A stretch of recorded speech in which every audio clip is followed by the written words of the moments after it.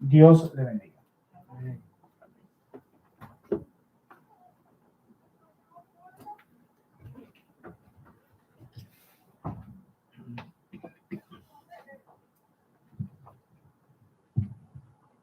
Buenos días, una vez más. Que Dios le bendiga. A los que no he saludado, a los que no hemos visto en esta mañana, damos gracias al Señor por la presencia de su Espíritu en medio nuestro, porque Él ha prometido eso, que donde estén dos o más reunidos en su nombre, ahí Él estará en medio nuestro. Pero también nosotros damos gracias por la presencia de cada uno en esta mañana. Esa es también una motivación para nosotros dar gracias, porque cuando la iglesia se reúne, usted sabe lo que dice la palabra de Dios. Allí derrama el Señor bendición y vida eterna. Mirad cuán bueno y cuán delicioso es habitar los hermanos en armonía. ¿Qué está esperando usted? ¿Habitar en una cabaña permanentemente o esta habitación temporal que tenemos y esta comunión temporal que tenemos cada domingo no es suficiente para nosotros gozarnos en ella? Para mí es suficiente verles cada domingo y ya quisiéramos nosotros poder retomar. De hecho, lo haremos cada jueves en la noche, ya a partir del mes de agosto, ¿verdad? Ya lo habíamos avisado. El ajuste horario del toque de queda ya nos permite reunirnos presencialmente los jueves en la noche. Y eso haremos para que podamos ser edificados, ¿verdad? Como el Señor también lo hace a través del tipo de mensajes y de exposición un poco más dinámica, un poco más interactiva los jueves, pero también nuestro tiempo de oración. Así que damos gracias al Señor y yo le pido a usted que por favor ore por ese tiempo de los jueves para que podamos retomarlo para la gloria de nuestro Dios y para la edificación de la iglesia. Acompáñenme por favor allí a una lectura de introducción que yo quiero que tengamos en esta mañana y que encontramos en el Evangelio de Juan. Evangelio de Juan, capítulo número 10, versos 1 al verso 5. Vamos a tener esa lectura de introducción en esta mañana. Juan, capítulo número 10, verso 1 al verso 5. Esa es una maravillosa porción de la palabra de Dios donde encontramos al Señor Jesucristo declarando uno de sus poderosos yo soy del Evangelio de Juan. Y en esta oportunidad particular del capítulo 10, desde el verso 1 hasta el verso 5, nosotros vamos a ver al Señor Jesucristo identificándose, ¿verdad?, como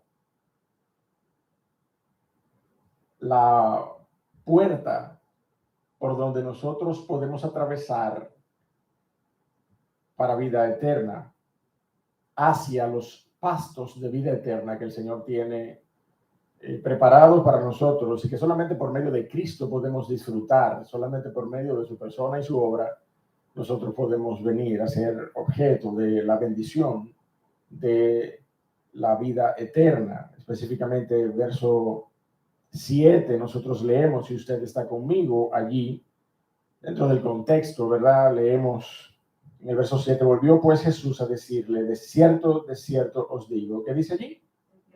Yo soy la puerta de las ovejas. Yo soy la puerta de las ovejas, pero mi interés en esta mañana y en este momento de forma particular es que podamos introducir el mensaje, el sermón de esta mañana en nuestra secuencia expositiva del Evangelio de Mateo con esta lectura de los versos del 1 al 5. Dice la palabra de Dios: de cierto os digo, el que no entra por la puerta en el redil de las ovejas, sino que sube por otra parte, ese es ladrón y salteador. Mas el que entra por la puerta, el pastor de las ovejas es. A este abre el portero, y las ovejas oyen su voz. ¿Y qué dice allí, mi hermano? Y a sus ovejas llama por su nombre y las saca. Mire, déjeme hacerle este paréntesis. En aquel tiempo, como también ocurre en este tiempo, los establos particulares donde varios pastores resguardaban a sus ovejas, al final de la jornada o al final de una temporada particular en la que pasían a las ovejas en los pastos, ¿verdad? Cuando retornaban a estos establos no eran establos individuales que pertenecían a un solo pastor, eran establos que acomodaban a cientos de ovejas, cada una con su pastor. Y allí estaban las ovejas, todas en aquel redil particular. Pero la característica que garantizaba que un pastor iba a llegar allí y no se iba a llevar una oveja que no fuera de él, era justamente, y creo que disfrutamos esa experiencia recientemente en un servicio de los jueves, cuando veíamos una evidencia, ¿verdad?, videográfica, veíamos un testimonio de un ejercicio pastoral sobre un rebaño particular en el cual el pastor se paraba a una distancia y daba las voces que las ovejas conocían, y las ovejas inmediatamente acudían a la voz del pastor. Una vez el pastor se presentaba allí ante aquel establo repleto de ovejas, el pastor llamaba a las suyas y las suyas oían su voz y las suyas venían. Eso veíamos en aquella recreación particular, que no era un drama, era una exposición videográfica de un evento real.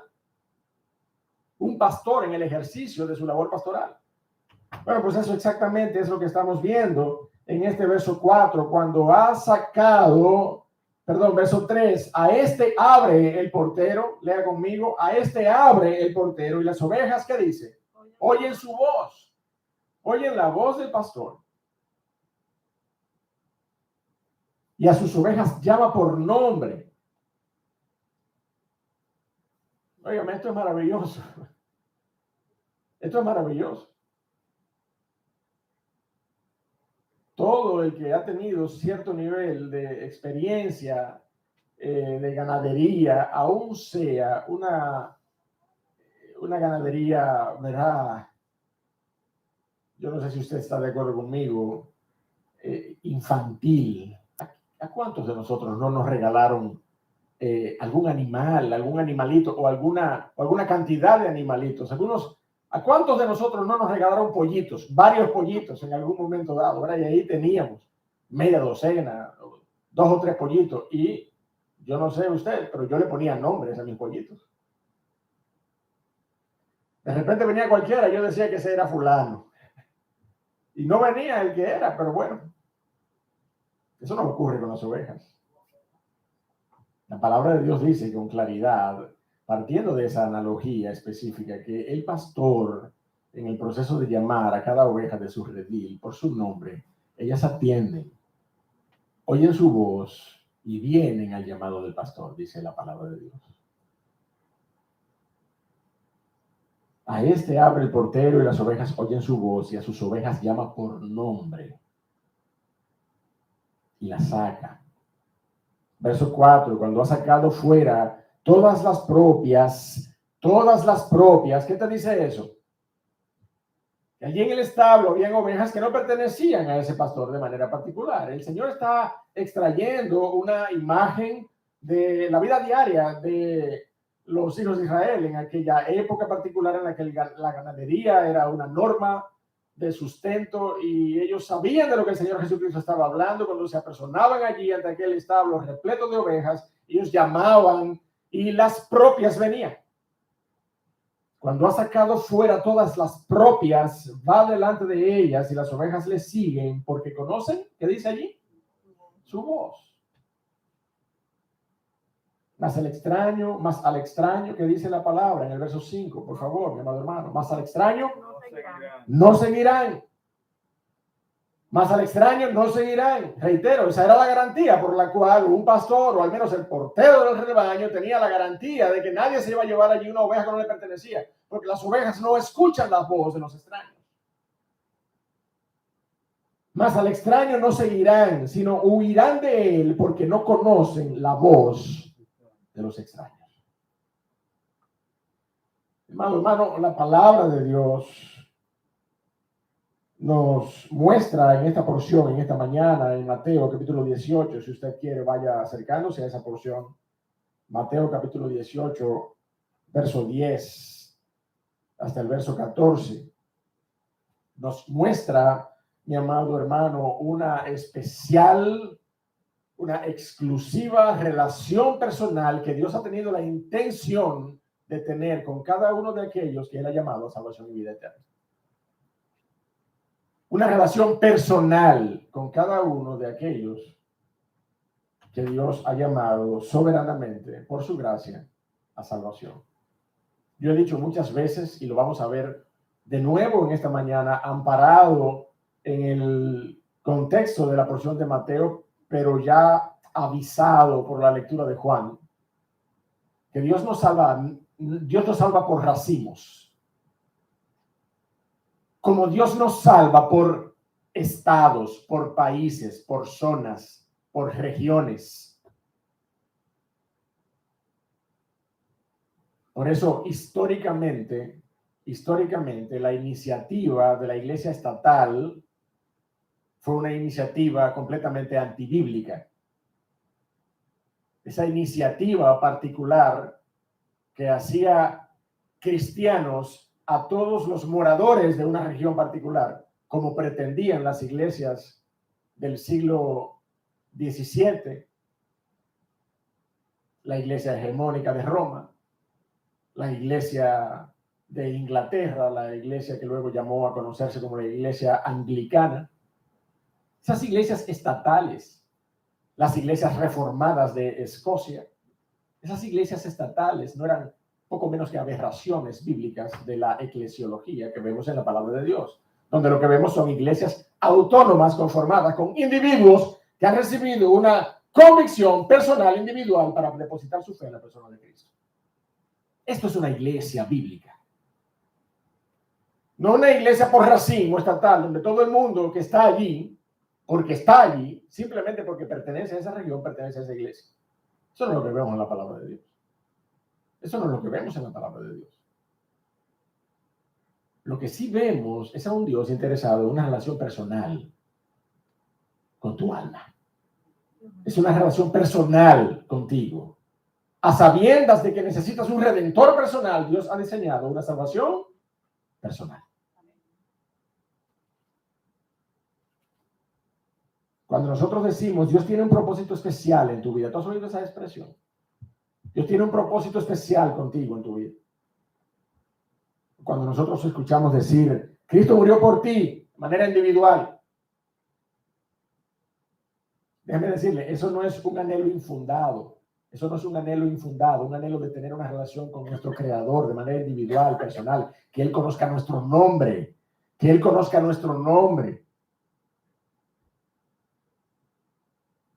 Como acabamos de leer en Juan capítulo número 10, versos 1 al 5, que el pastor verdadero, legítimo de un rebaño de ovejas las llama por su nombre. Y ellas atienden al nombre que el pastor usa y rehuyen el llamado del extraño porque no conocen la voz del extraño. Eso es lo que hemos leído.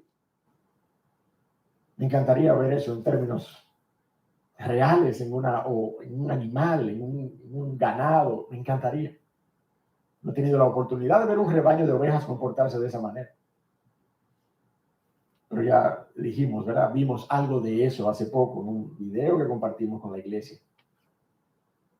En uno de nuestros servicios de mitad de semana, cuando hablábamos acerca de esta misma promesa de vida eterna. A todos aquellos que oyen la voz del pastor. Cuando nosotros tenemos esa expectativa, mi amado hermano, de una relación personal, individual, no estamos partiendo de un anhelo infundado acerca de una relación personal con el Creador, donde Él, mi amado hermano, mire como dice el Salmo, donde Él sea mi Dios y yo sea una oveja de su prado. No estamos partiendo de un anhelo infundado. Cada uno de nosotros, mi amado hermano, como ya dije, necesita un redentor y lo necesitamos de manera individual, no de manera colectiva. Nuestro Dios ha conformado un cuerpo con cada creyente, ciertamente, pero nuestra necesidad de Cristo es una necesidad individual.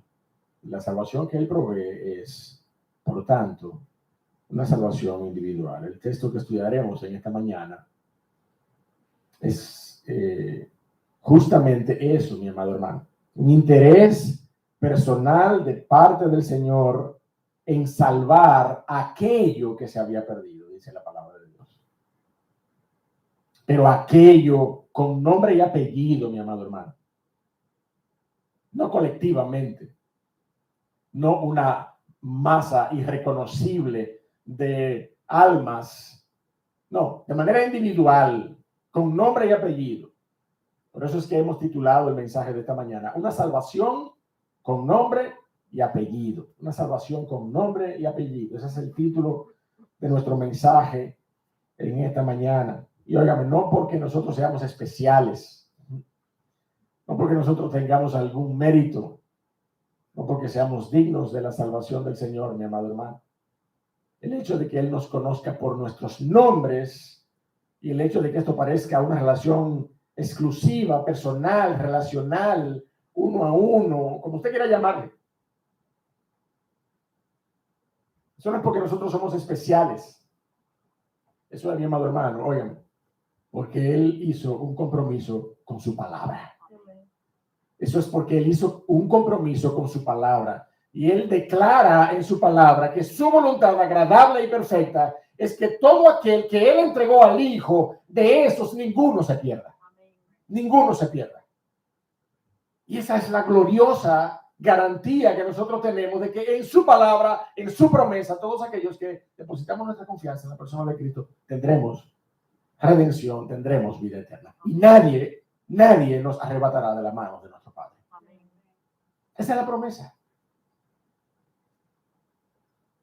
Esa es la promesa. De hecho, usted y yo lo podemos leer. Juan capítulo 6. Léalo conmigo, por favor. Juan capítulo 6, verso 39. Usted está allí en Juan ya.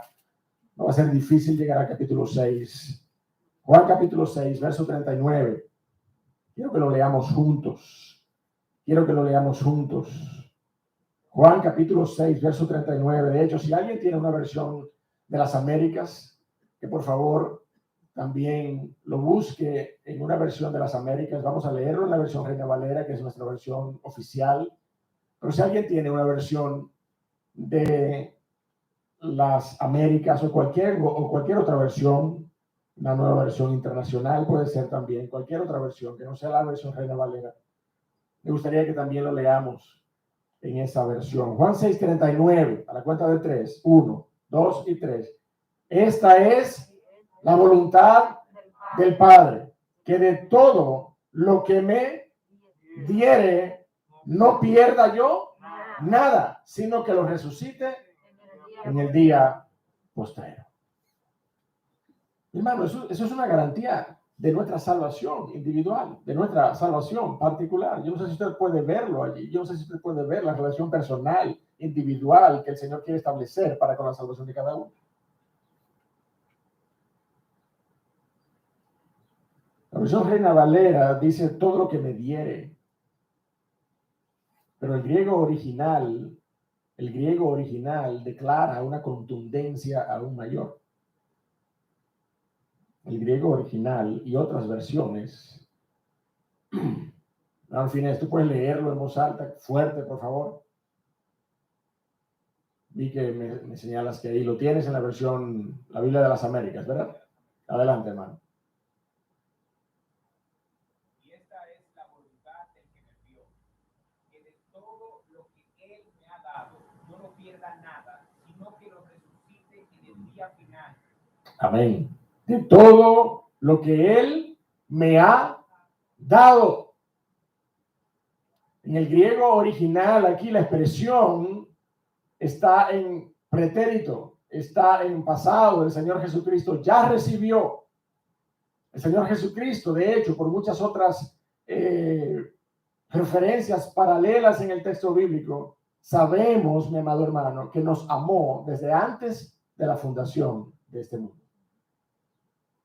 La palabra de Dios nos dice que la voluntad del Padre es que de todo lo que Él ya le ha dado, no pierda yo nada, sino que lo resucite en el día postrero. Y en la porción de Mateo, vayamos a Mateo ahora, para que comencemos a ver el detalle maravilloso de la porción de esta mañana. Mateo capítulo 18, verso 10. También vamos a encontrar esa exclusividad, vamos a encontrar esa relación uno a uno, personal. Y esa valoración de esa relación personal que hace el Señor Jesucristo. De hecho, las partes en las que hemos dividido este estudio en esta mañana son tres. Primero, el Señor advierte cuidando de aquellos por los que murió. Esa es la primera parte que vamos a ver en los versos 10 y 11. Luego, el Señor exalta individualmente a aquellos por los que Él murió, versos 12 y 13. Y finalmente vamos a ver, el Señor enfatiza su voluntad sobre aquellos por los que murió, verso 14. Así que vamos a leer la porción en esta mañana para que podamos comenzar a analizar el texto bíblico y sea la voluntad del Señor ser edificado con ello. Dice la palabra de Dios allí, Mateo 18, verso 10. Mirad que no menospreciéis a uno de estos pequeños, porque os digo que sus ángeles en los cielos ven siempre el rostro de mi Padre que está en los cielos. Mucho cuidado, en buen dominicano. Mucho cuidado, mirad que no menospreciéis a uno de estos pequeños, porque os digo que sus ángeles en los cielos ven siempre el rostro de mi Padre que está en los cielos. Verso 11. Porque el Hijo del Hombre ha venido para salvar lo que se había perdido. ¿Qué os parece? Dice el Señor. Si un hombre tiene 100 ovejas y se descarría una de ellas, no deja las 99 y va por los montes a buscar lo que se había descarriado. Y si acontece que la encuentra, de cierto os digo que se regocija más por aquella que por las 99 que no se descarriaron. Así no es la voluntad de vuestro Padre que está en los cielos, que se pierda uno de estos pequeños. Amén. Dios del cielo, gracias otra vez por tu palabra. Gracias por darnos la oportunidad de ser confrontados por ella. Prepara nuestros corazones ahora por medio de tu Espíritu, oh Dios. Aparta todo obstáculo, toda distracción de nuestras mentes y de nuestros ojos, oh Dios del cielo, para que podamos ser instruidos en esta hora, en el nombre de Jesús. Amén.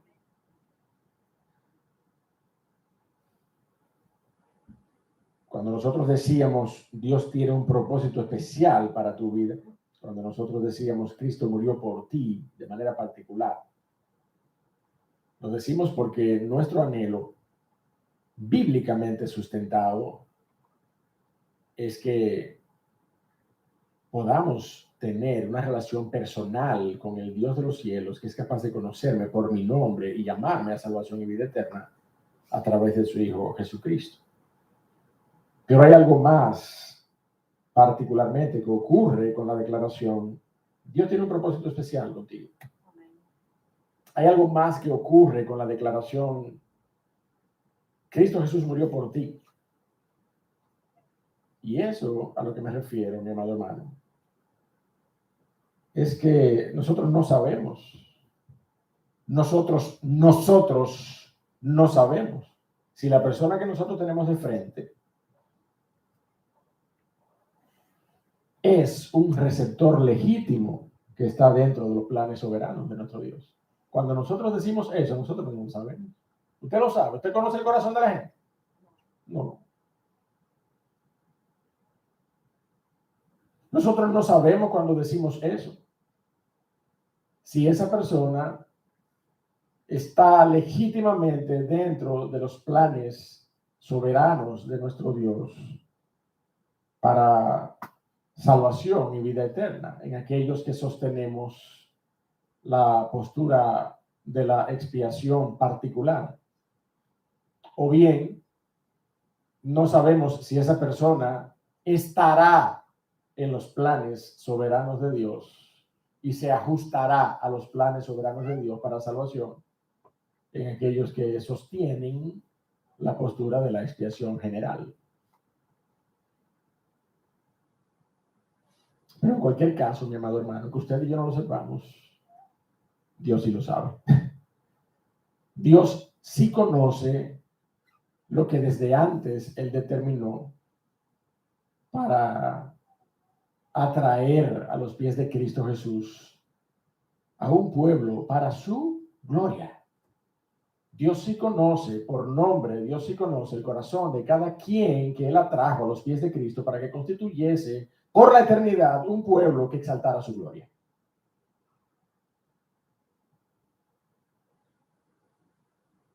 Nuestra confianza en predicar a Cristo es, entonces, mi amado hermano, justamente esa, que Dios sí conoce a sus escogidos. Amén. Amén.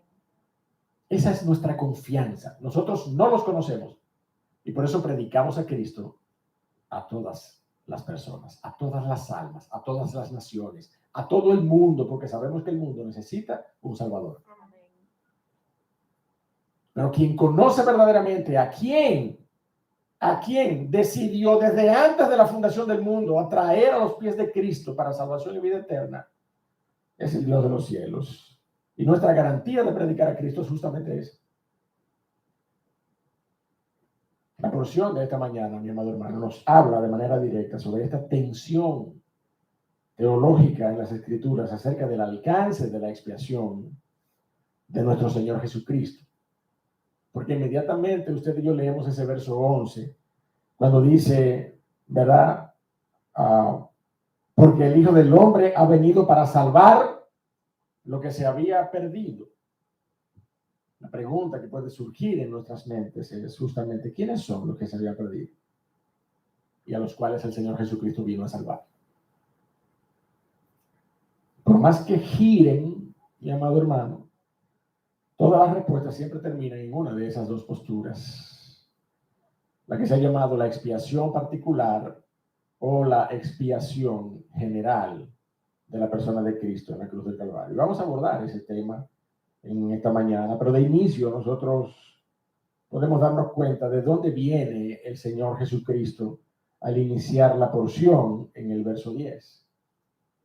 El Señor comenzó el capítulo 18 señalando la humildad y la disposición de humillarnos delante de Él como respuesta a la pregunta acerca de la preeminencia y la grandeza en el reino de los cielos. No sé si usted lo recuerda. Señor, ¿quién es el primero en el reino de los cielos? ¿Usted se acuerda? ¿Ah? Y fue como que el Señor dijera, no es que quién es el primero, es que si usted no se humilla, no entrará en el reino de los cielos. Y decíamos en ese momento que había una similitud tremenda, completamente, ¿verdad? Análoga al episodio de Nicodemo. Señor, sabemos que vienes de Dios. No, es que te es necesario nacer de nuevo, porque el que no nació de nuevo no verá el reino de los cielos.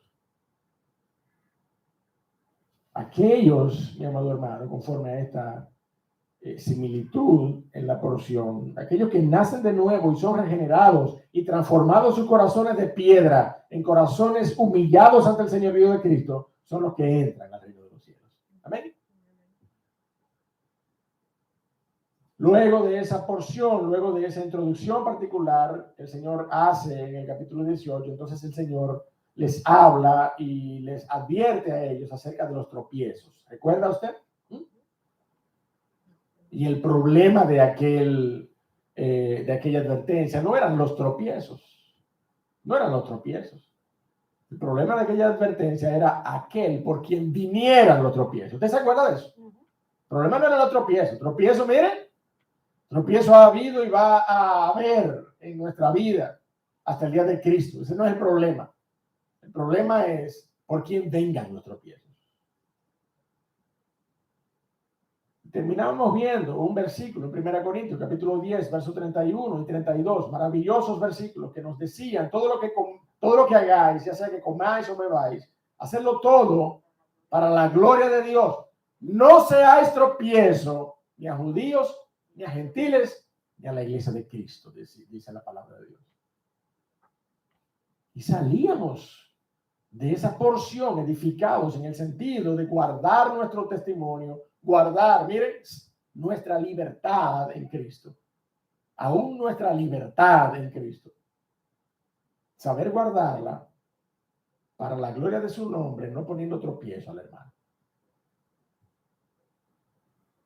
¿Y usted sabe lo que pudiera suceder cuando nosotros estamos lidiando con un hermano débil ante el cual tenemos que abstenernos de algunas cosas para no serle tropiezo? ¿Usted sabe lo que podría suceder? Mire el verso 10 conmigo. Mire el verso 10 conmigo de Mateo capítulo 18.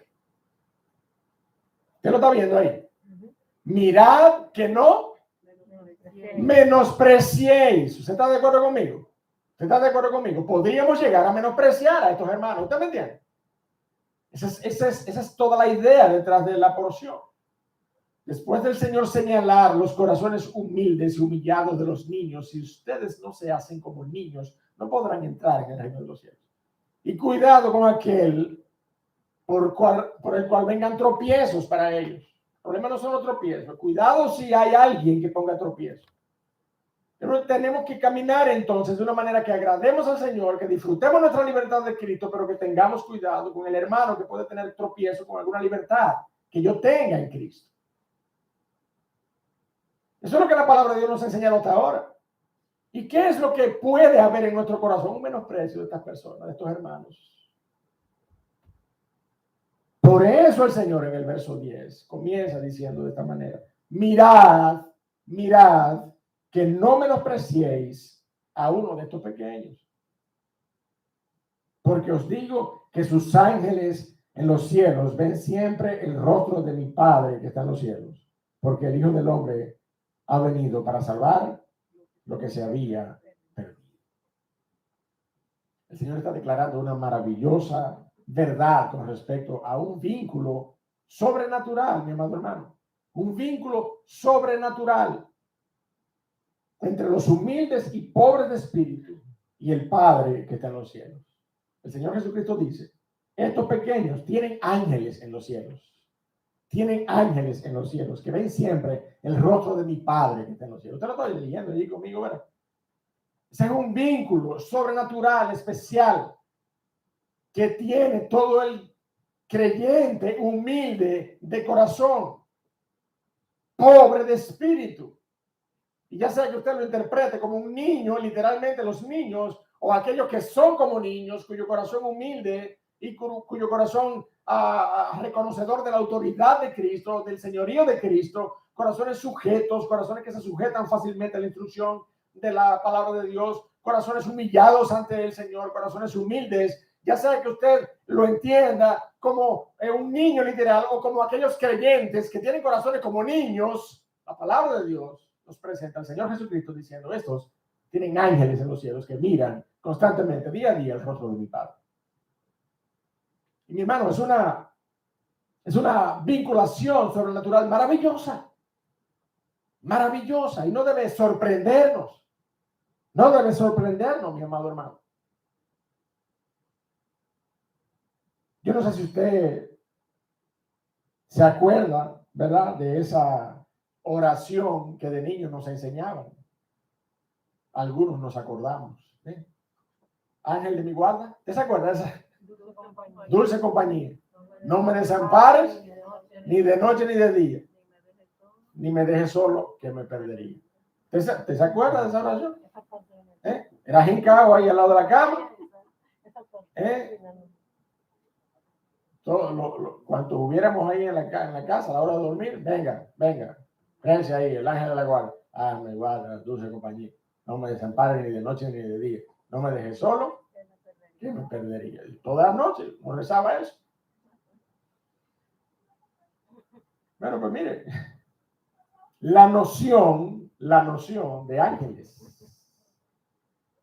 que representan, que tienen la responsabilidad de ministrar al servicio y al cuidado de los hijos de Dios, no es una noción antibíblica. No es una noción antibíblica del todo. La palabra de Dios nos enseña de manera particular en el Salmo 34 que el ángel de Jehová acampa alrededor de ¿quién? De los que le temen y los defiende. Entonces la noción de ángeles guardando y cuidando a los hijos de Dios no es una noción antibíblica. No es una noción mística del todo. Es una noción que usted debe recibir y entender por fe. La palabra de Dios declara que los ángeles son espíritus ministradores que son enviados al servicio de los que han sido justificados por la sangre de Cristo. Vaya conmigo a Hebreos para que lo veamos, por favor. Hebreos capítulo número 1. Rápidamente, vamos a verlo allí. Dice el verso 13. Pues ¿a cuál de los ángeles dijo Dios jamás? Siéntate a mi diestra hasta que ponga a tus enemigos por estrado de tus pies. La respuesta a esa pregunta es a ninguno, solamente a Cristo. Solamente a Cristo Dios dijo de esta manera. Y termina la porción con otra pregunta adicional acerca de los ángeles. ¿No son todos espíritus ministradores enviados para el servicio a favor de los que serán herederos de la salvación? Entonces, mi amado, la noción de ángeles guardadores no es una noción completamente antibíblica, mi amado hermano.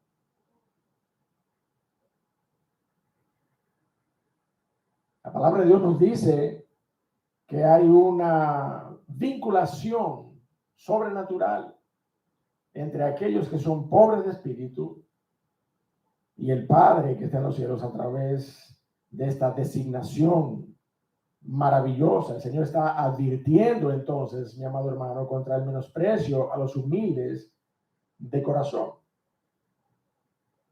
Usted podría evitarles el tropiezo, tal como nosotros vimos en la porción anterior. Pero igualmente podría, incluso por las mismas razones, mi amado hermano, por las mismas razones del esfuerzo y la observación y la precaución que debe usted tener para evitar el tropiezo del hermano, podría entonces menospreciarle. El Señor nos advierte sobre esta actitud porque de manera particular Él fue a la cruz por esa persona. La razón que es la razón que el Señor expone es diferente a la razón de fondo. La razón que el Señor expone para que no les menospreciemos, la razón que es evidente, la razón testimonial, es esa que acabamos de estudiar. Porque ellos tienen ángeles que miran el rostro de mi Padre todos los días delante de su presencia. Porque son ángeles y son espíritus ministradores enviados por Dios para guardarles. Pero mire la razón de fondo. Mire la razón de fondo. Verso número 11. Porque el Hijo del Hombre, ¿qué dice? Ha venido para salvar lo que se había perdido. Esa es la razón de fondo, mi amado hermano. Esa es la razón de fondo. Cuidado si menosprecias a algunos de estos humildes, y a algunos de estos pequeños, a algunos de estos pobres de espíritu. Porque de inicio hay ángeles que cuidan su testimonio y cuidan su andar, están delante de la presencia de mi Padre y ven el rostro de mi Padre cada día. De inicio, pero de fondo, mi amado, ¿por qué no podemos menospreciar a ninguno que muestre un carácter humilde, un carácter humillado delante del Señor, un carácter pobre de espíritu, porque Cristo murió por él, mi amado hermano. Porque el Hijo del Hombre ha venido para dar su vida, para salvar lo que se había perdido. Esa es la razón de fondo. En otras palabras, mirad que no menospreciéis a estos pequeños, porque ellos tienen ángeles que están delante del rostro de nuestro Padre, pero la razón por la que esto ocurre es porque el Hijo vino para salvarles. Por cuanto se habían perdido, estaban alejados de la presencia de Dios a causa del pecado, y Él, por medio de su cruz, les ha hecho cercanos, dice la palabra de Dios. Mire, déjeme decirle, usted y yo podemos debatir por horas, no digo horas, por días, que se podrían convertir en años, acerca de la postura particular o la postura general de la expiación. De hecho, eso es lo que ha caracterizado el debate de la Iglesia Bautista por siglos, desde inicios del siglo XVII, bautistas particulares y bautistas generales. Que yo podríamos pasarnos la mañana entera aquí debatiendo ese tema, mi amado hermano. Pero nunca podríamos llegar a estar de acuerdo al intentar responder la pregunta: ¿quiénes son los que el Señor vino a salvar porque se habían perdido? ¿Quiénes son esos? La postura particular, basada en textos, varios amplios textos de la palabra de Dios, plantea que el Señor Jesucristo fue a la cruz del Calvario por lo que Él desde antes amó, por aquellos a quien Él desde antes amó. Isaías capítulo 53, verso 12, Juan capítulo 6, verso 37 al 40, Juan capítulo 10, verso 15, Romanos versos 28 al 30, Efesios capítulo 1, verso 4. Varios textos de la palabra de Dios. Y solamente extraje algunos representativos. Pero la palabra de Dios nos enseña, mi amado hermano, que el Señor, como vimos en la analogía del pastor y las ovejas, conoce por su nombre a cada una y ellas conocen su voz y huyen de los extraños porque no reconocen a los extraños.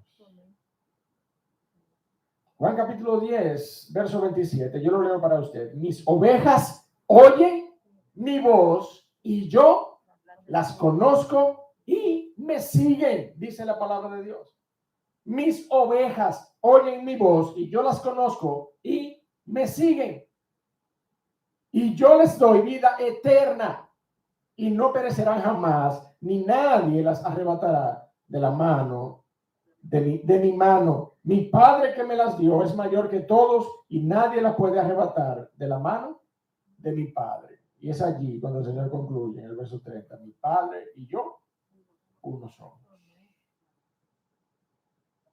Entonces, mi hermano, la doctrina de la expiación definitiva, como también es llamada, o particular, la expiación definitiva o la expiación particular, afirma que la obra expiatoria de Cristo en la cruz se hizo con un propósito definido en mente, para salvar al pecador que habría de poner su fe en la persona de Cristo. El Señor Jesucristo no vino para salvar al mundo, vino para salvar al que cree. El evangelio es para todo el mundo, la salvación es solamente para el que cree. Y eso lo hemos repetido hasta la saciedad, hasta que usted no lo entienda y eso no afecte su vida, para que usted pueda entender que debemos vivir una vida de gratitud a nuestro Dios, porque sin merecerlo, Él nos llamó a salvación. Hasta que usted no lo entienda, yo lo voy a seguir diciendo. Y el evangelio es para todo el mundo. La salvación solamente para el que cree.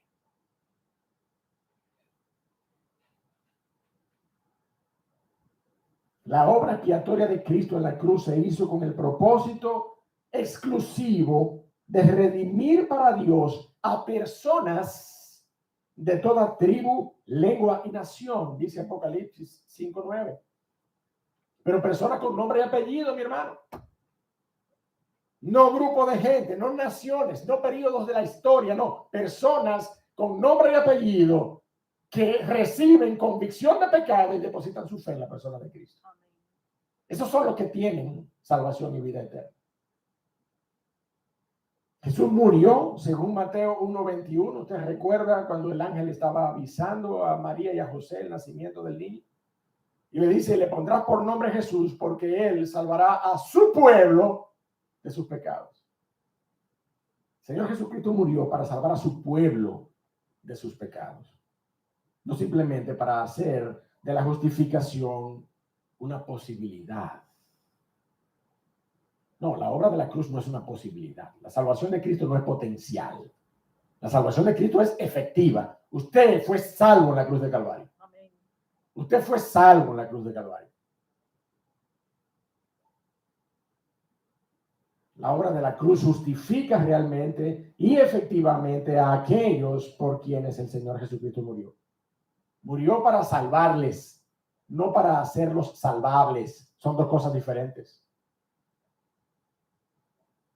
De igual manera, mi amado hermano, la doctrina de la expiación definitiva reconoce la muerte de Jesús en la cruz como una obra, óigame, expiatoria sustitutiva.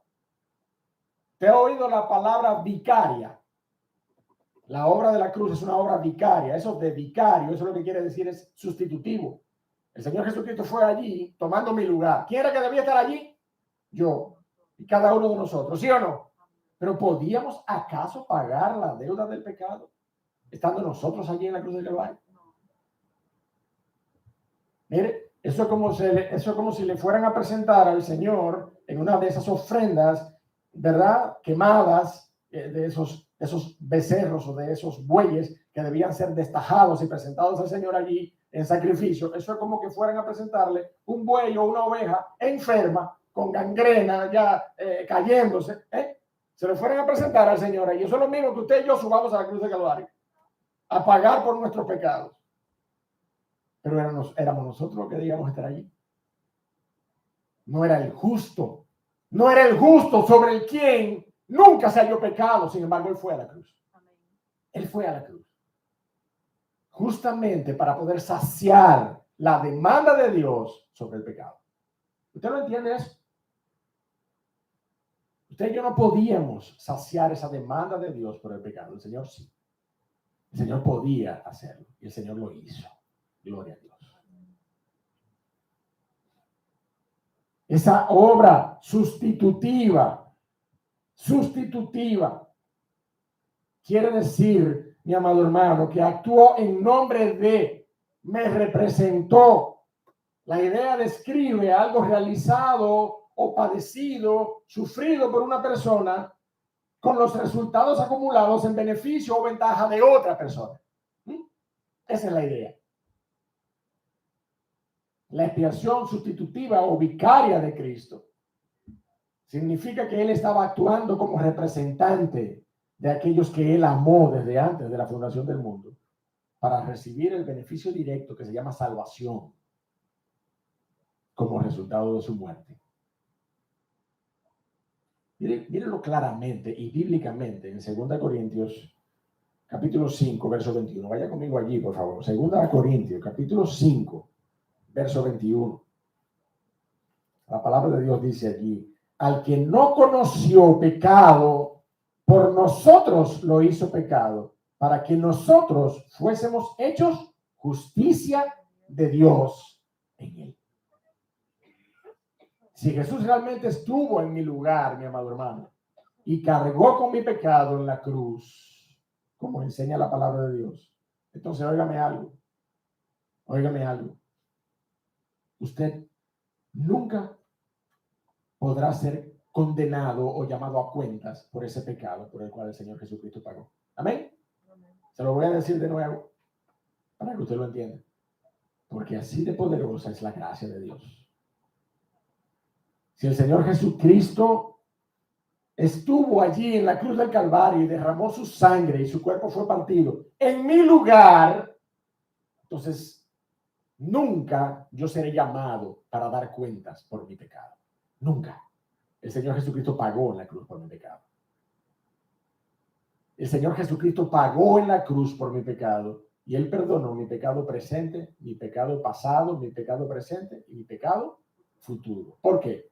Porque el Señor Jesucristo entró allí en el propiciatorio una vez y para siempre. Eso es lo que significa que es efectivo por la eternidad. La obra expiatoria de Cristo por ti y por mí, con nombre y apellido, es una obra efectiva. Es una obra efectiva. Si tú y yo llegamos en aquel día y se nos pide cuenta por nuestro pecado y nosotros no sepamos qué decir, óigame, o es una de dos: usted nunca nació de nuevo, usted no es creyente, o Cristo es un farsante que dice que murió por usted y cuando usted fue allí a presentarse, entonces le está pidiendo cuenta por su pecado. No, pero ya el Señor pagó por mí. No, dígame qué usted hizo. Pero que el Señor pagó por mí, que no, que eso, olvídese de eso. Dígame qué fue lo que usted hizo. No, mi hermano. Ese no es el escenario que nosotros enfrentaremos. El tribunal de Cristo, dice la palabra de Dios, que todo el creyente tendrá que sufrir, tendrá que padecer, por utilizar una palabra. Es aquel tribunal de Cristo donde aquellos que han edificado con otra cosa que no sea piedras preciosas, oro, verán sus obras quemadas. Es como lo explica 1 Corintios capítulo 3. Aunque seamos salvos, así como por fuego, dice la palabra de Dios, pero seremos salvos. Ahora, yo no quiero ni comunión con aquel cristiano que en su mediocridad diga, no, a mí no me importa, yo lo que quiero es ser salvo. Y yo al Señor le voy a presentar justamente eso. Heno, hojarasca, Eso es lo que yo le voy a presentar al Señor. Heno y hojarasca y madera que se queme. No, mi amado hermano.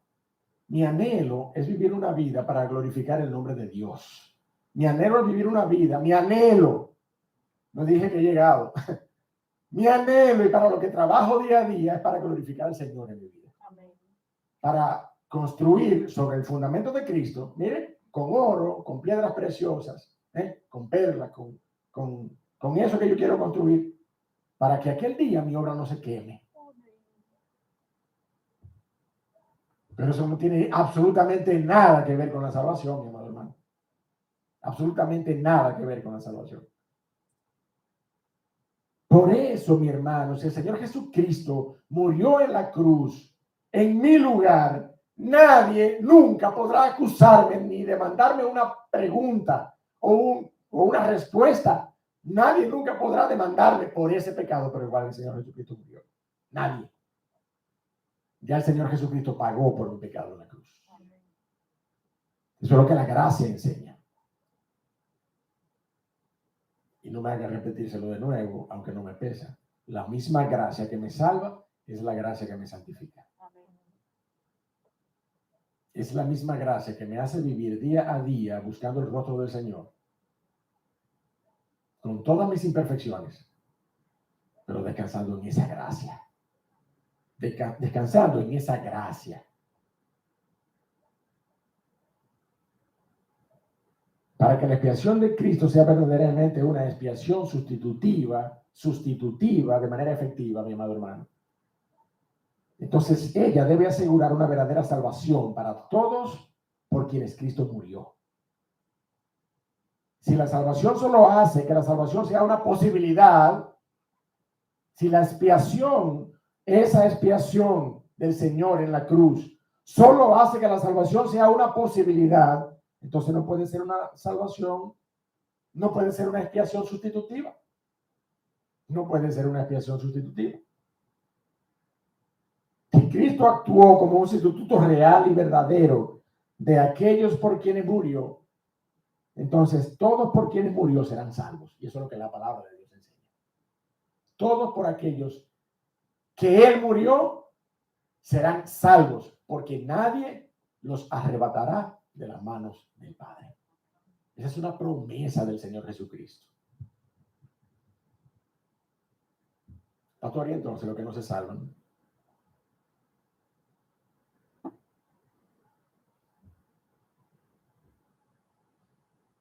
Usted sabe la respuesta. Si nosotros analizamos la expiación sustitutiva del Señor, usted sabe la respuesta. La palabra de Dios dice que la condenación es que la luz vino al mundo y los hombres amaron más las tinieblas que la luz. Esa es nuestra condición natural. ¿Por qué se pierde esa persona? Porque permaneció en su condición natural. Nunca vino a Cristo Jesús para salvación. Nunca vino a Cristo Jesús para salvación. Y si usted quiere ver el trasfondo soberano de la razón por la cual esa persona nunca vino a Cristo, es porque el Señor Jesucristo no murió por él en la cruz del Calvario. Tan sencillo como eso. Porque todo aquel por quien el Señor Jesucristo murió será salvo. Amén. ¿Usted ha entendido la línea de explicación de la expiación definitiva del Señor Jesucristo? El Señor Jesucristo fue a la cruz del Calvario y todos aquellos por quienes fue serán salvos. No hay otra explicación. Esa es la explicación que la palabra de Dios nos da. Juan 10, 25 al 28. Jesús les respondió, os lo he dicho y no creéis. Óigamelo, óigame. Lo hemos predicado antes y lo voy a citar de nuevo. Juan 10, 25 al 28. Jesús les respondió, os lo he dicho y no creéis. Las obras que yo hago en nombre de mi Padre, ellas dan testimonio de mí. Verso 26, oiga. Pero vosotros no creéis porque no sois de mis ovejas. Vosotros no creéis porque no sois de mis ovejas. No es al revés. No es vosotros no sois de mis ovejas porque no creéis. No, es que vosotros no creéis porque no sois de mis ovejas. Mis ovejas oyen mi voz y yo la conozco y me siguen y yo les doy vida eterna y no perecerán jamás ni nadie las arrebatará de las manos de mi Padre. Juan 10, 27 al 28. Que dos versículos más poderosos, mi amado hermano.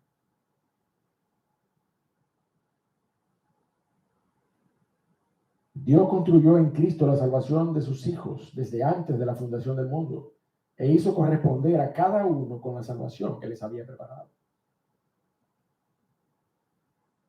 Romanos 8, 29 al 33. Porque a los que antes conoció, también los predestinó para que fuesen hechos conformes a la imagen de su Hijo, para que Él sea el primogénito entre muchos hermanos. Verso 30 dice la palabra de Dios, y a los que predestinó, a eso, mi amado hermano, a los que predestinó, también había que llamarlos, porque el llamado debe ser respondido. La predicación debe ser hecha y tú debes responder al llamado. Pero para que tú puedas responder al llamado, el Señor debió amarte desde antes de la fundación del mundo. Y eso, mi hermano, mire, ni usted ni yo podemos cuestionarlo. Eso ni usted ni yo podemos cuestionarlo.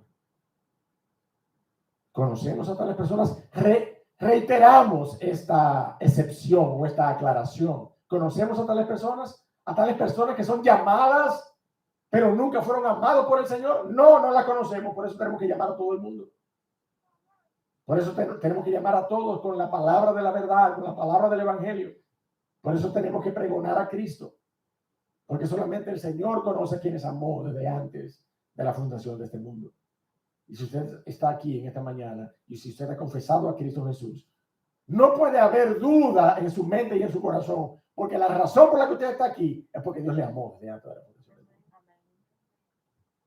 La razón por la que usted está hoy sirviendo a Cristo, la razón por la que usted está hoy viviendo una vida de temor al nombre de Cristo, aunque no sea una vida perfecta, mi amado hermano, porque nunca lo será en esta tierra.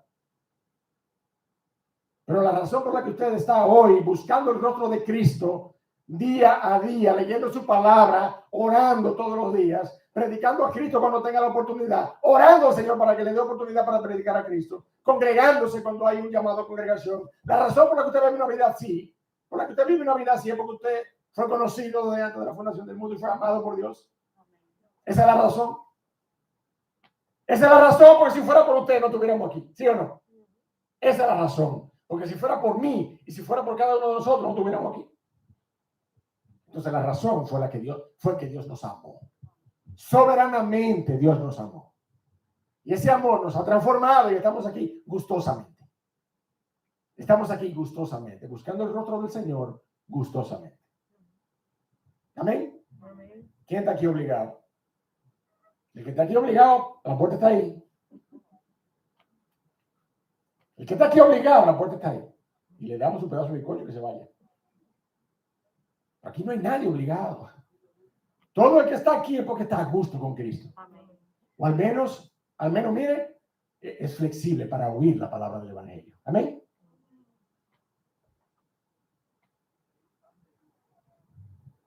Y el Señor advierte sobre estas personas para que nosotros podamos, mi amado hermano, guardarnos y no menospreciarles, porque ellos tienen ángeles que guardan sus pasos y esos ángeles ven el rostro de mi Padre, pero la realidad es que de fondo, la razón es porque el Señor vino para salvar lo que se había perdido.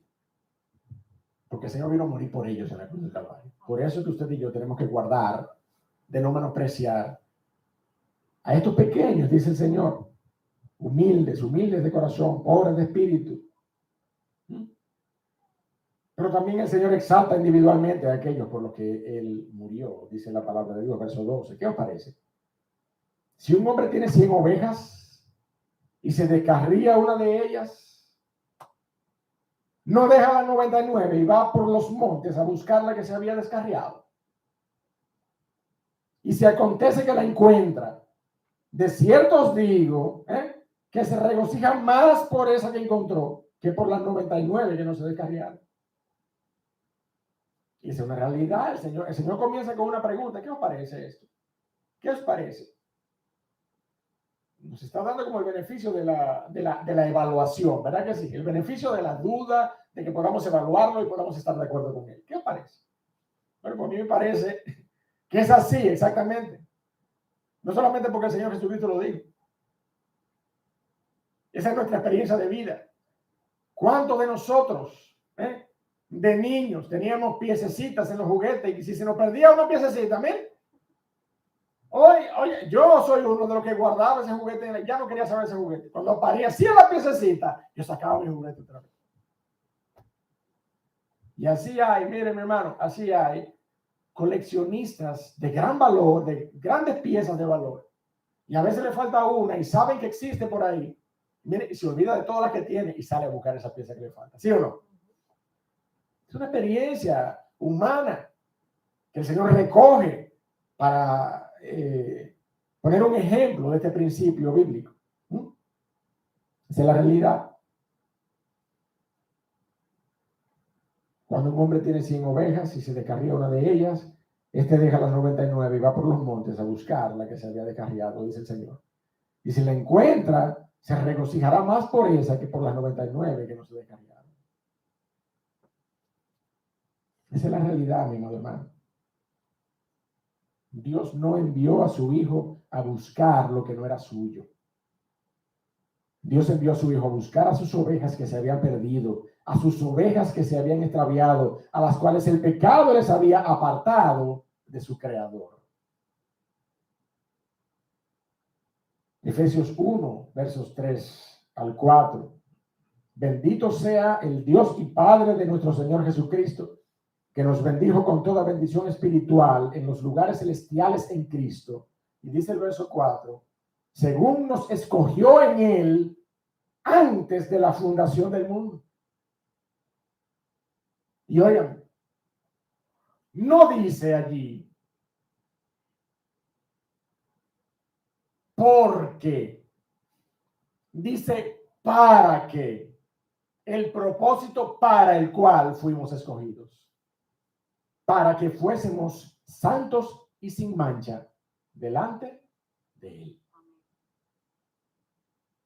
Esa es la razón por la cual fuimos escogidos, para que fuésemos santos y sin mancha delante de Él. ¿Cuándo? Ahora solamente, no, durante la vida eterna.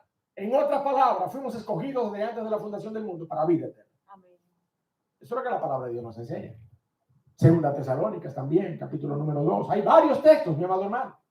Varios textos Y si nos hemos encontrado con este texto hoy, en la mañana de hoy, en Mateo capítulo 18, verso 10 al verso 14, hablando de aquellas ovejas que se habían perdido, es completamente razonable la pregunta, ¿cuáles son? ¿Cuáles son? Miren, mi hermano, las ovejas del Señor. Las ovejas del Señor, las ovejas del rebaño del Señor, aquellas que Él amó desde antes de la fundación del mundo. Aquellas que Él amó y predestinó y llamó y justificó y glorificó. Esas son las ovejas por las cuales el Señor vino a morir en la cruz de Calvario. Segunda Tesalónica, capítulo número 2, versos 13 y 14. Yo quisiera que ese usted lo busque conmigo, por favor. Segunda Tesalonicenses. Segunda Tesalonicenses.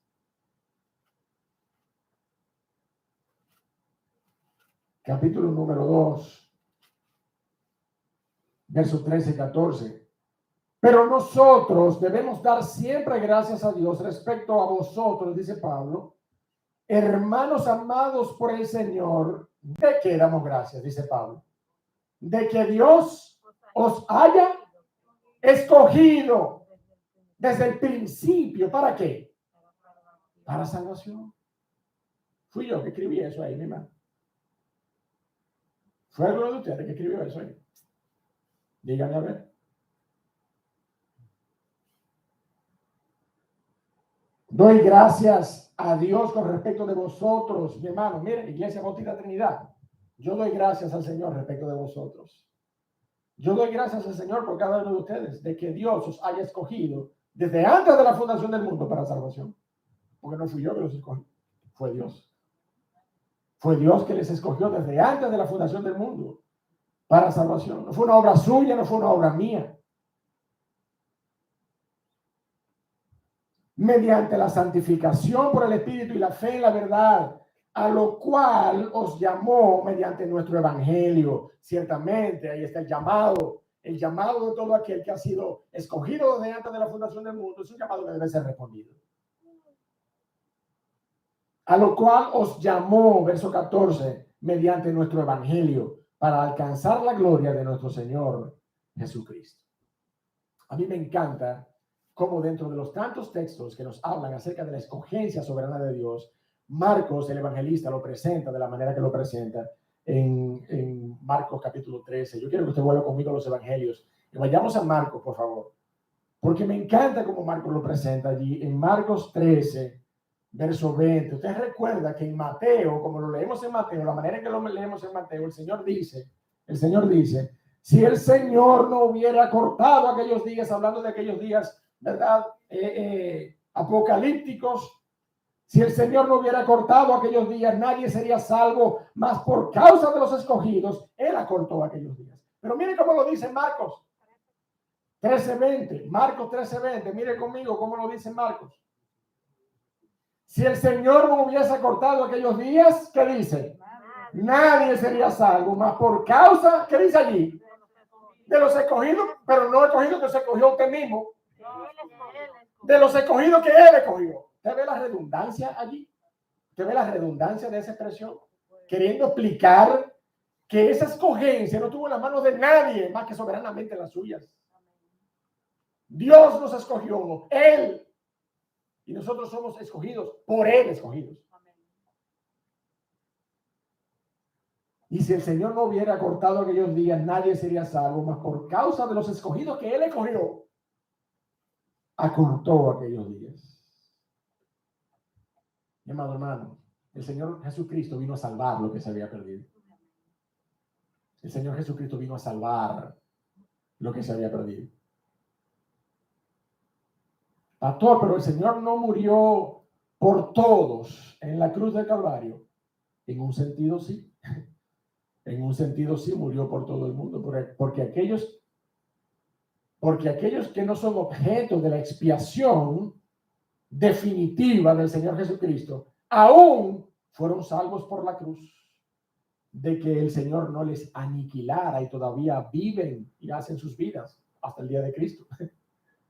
Porque por su pecado Mire, hasta usted y yo, sin el asta, debiéramos ser aniquilados, ¿sí o no? Pero por la obra de la cruz, usted y yo, aun cuando no hayamos puesto nuestra fe en Cristo, hoy estamos aquí. Amén. Hoy estamos aquí porque lo que la cruz del Calvario está haciendo, mire, es sostener la ira de Dios. ¿Hasta cuándo, mi hermano? Mire, yo no lo sé hasta cuándo, pero un día. Un día la palabra de Dios dice que la ira de Dios será derramada sobre este mundo. ¿O no? ¿No nos da el Espíritu esa convicción de juicio a nosotros también? Esa no es la convicción de juicio, de que va a haber un juicio, que el Espíritu también nos da. Entonces, mire, la cruz del Calvario está sosteniendo la ira de Dios. Todos aquellos que morirán sin Cristo están hoy siendo salvos por esa cruz, salvos de la destrucción. De un Dios que tiene todas las razones para aniquilar al mundo hoy, de no haber sido por la cruz de Cristo.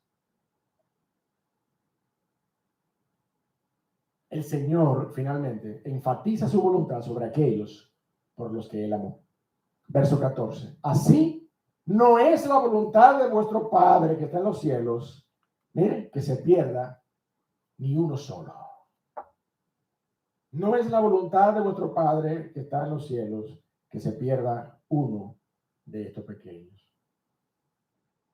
La voluntad expresa de nuestro Dios es que no se pierda ninguno de los suyos. Y esa voluntad se ha cumplido, mi hermano, se cumple y se cumplirá hasta el día de Cristo. Amén. Ahora yo quiero, antes de terminar, explicarle claramente a partir de Juan 6, 37, básicamente 39 y 40, de nuevo y conclusivamente, para que usted vea el paralelismo de las ideas entre estos dos versículos y usted pueda entender lo que el Señor Jesucristo declara primero y lo que es el fundamento de nuestra redención. Vaya a Juan 6 y con esto terminamos.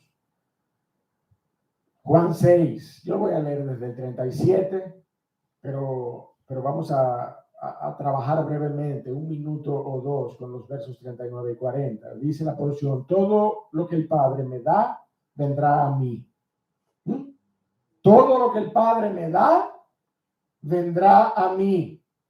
Y al que a mí viene, ¿qué dice? Yo no le echo fuera.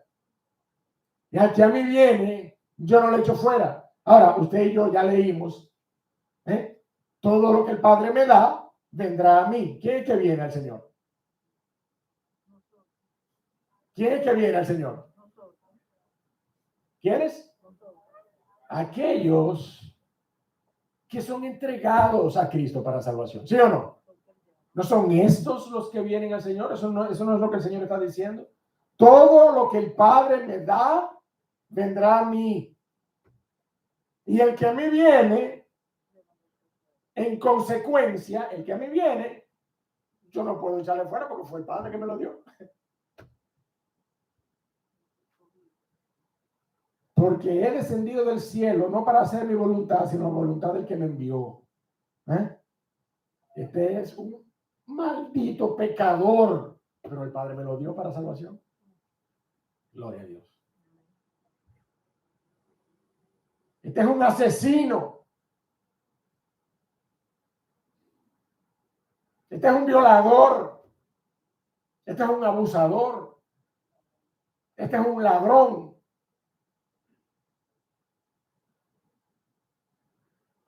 Pero fue el Padre que me lo dio. Fue el Padre que me lo dio. Y nosotros cantábamos al inicio, su gracia es mayor. ¿Sí o no? Mi pecado, mi amado hermano, miren, son muchos. Pero su gracia siempre será mayor.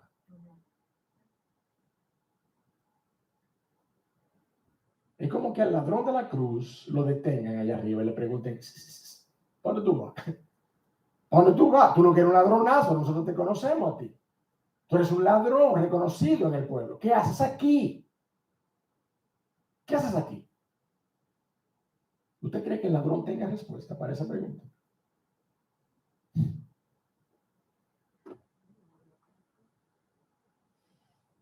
Pregúntele al hijo del gran juez. Él fue el que me dijo que yo podía venir.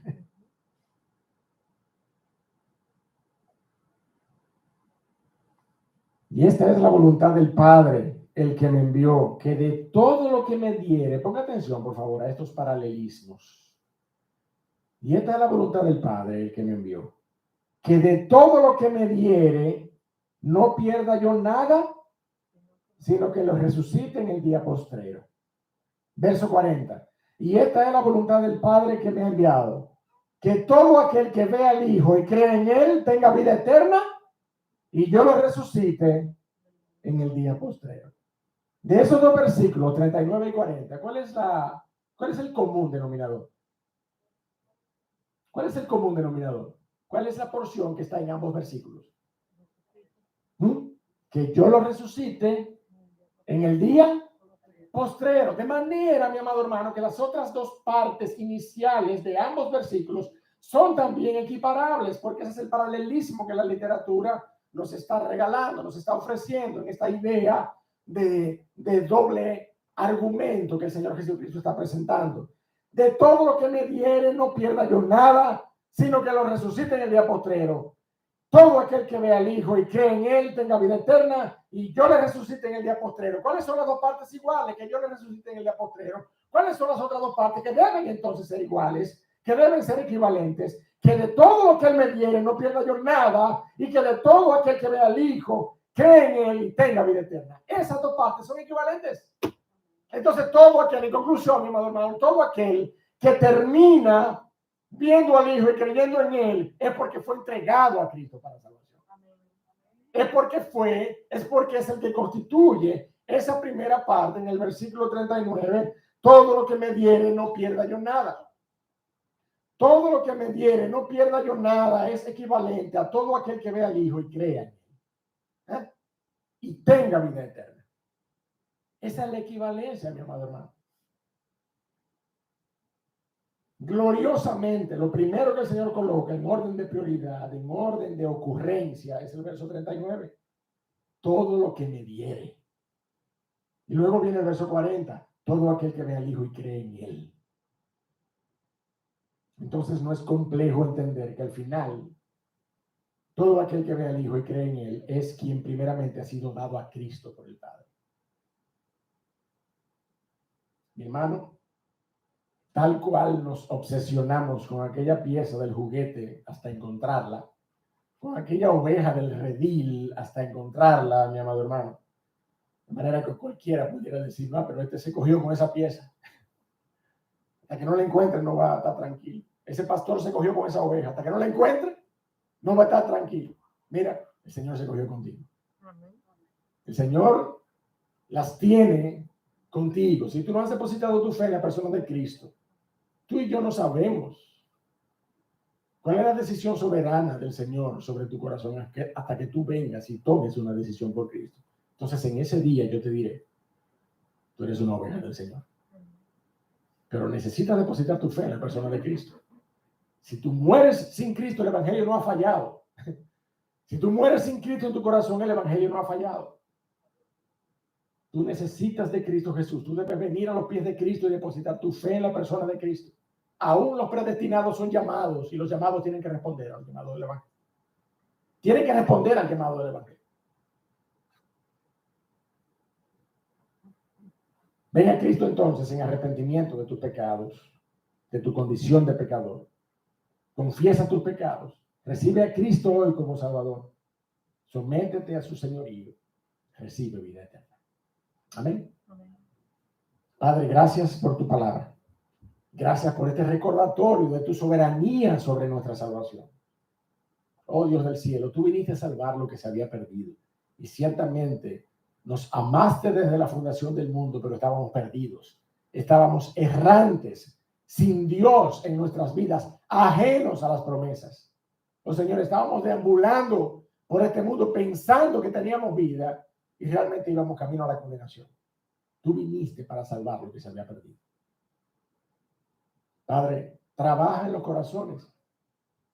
Trabaja en los corazones, oh Dios del cielo, de aquellas personas que aún en esta mañana, aquí presentes o conectados con nosotros de manera remota, pudieran, oh Señor, no tener a Cristo Jesús como Salvador personal de sus vidas.